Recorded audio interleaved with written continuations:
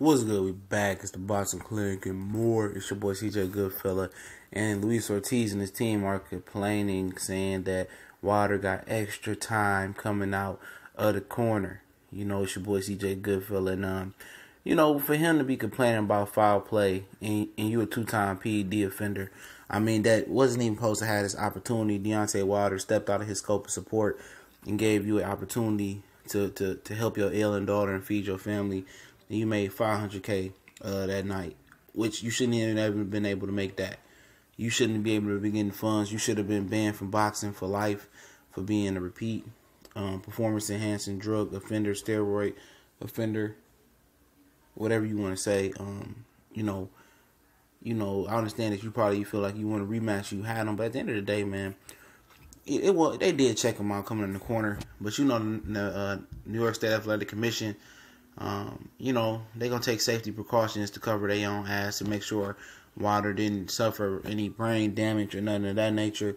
And that wasn't even the worst I ever seen. I seen a dude named, I think it was Andrade or whatever, in Canada faces Lucius Bute. I seen Lucius Bute damn near get a minute count, a whole minute count, and they saved him from that loss. People who seen that fight, now that's foul play. That's foul play. I ain't seen guys get long counts, and I done seen Jack Reese then give guys 1,000 counts, check them again, grab their gloves, and I done seen them throw a white towel with Jack Reese, and Jack Reese throws the white towel back at the corner and asks the fighter, do you want to continue? So at the end of the day, you can miss me with this BS.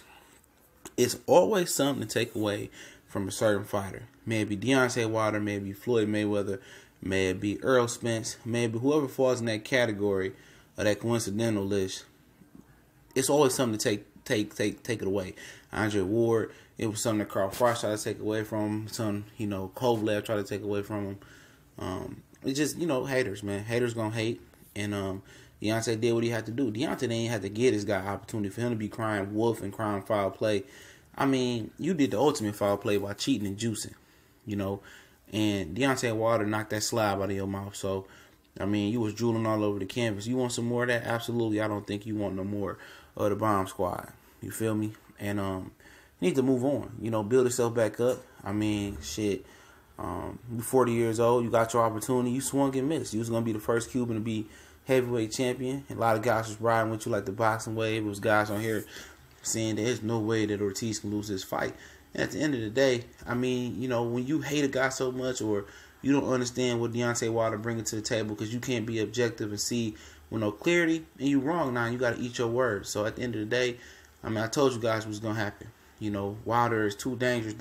The mental pressure that his power and his awkwardness puts on people, it wears him down during the fight. And then he just mashes buttons, like I said, like playing Street Fighter.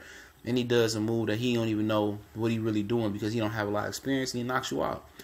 It wasn't a surprise, but Ortiz brought something to the table. He tried, and you trying to get you another rematch. But at the end of the day, you shouldn't even got gifted with this fight. You should be banned from boxing. So you should be grateful for what Deontay Wilder did for you. And it wasn't none of that talking that crazy shit after the fight, because you knew that boy power was real. And put him on his yes. But shit, man, he can cry, foul, and wolf all he want. He got whooped, he got dropped, he got knocked out.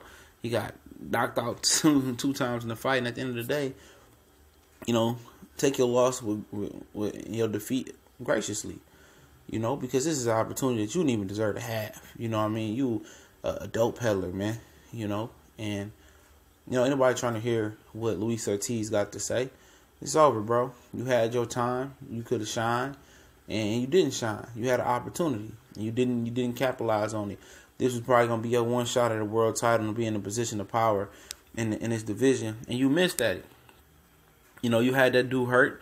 You should have put him. You should have tried at least harder to put him away in that 7th round. You didn't. You ain't an accomplished finisher.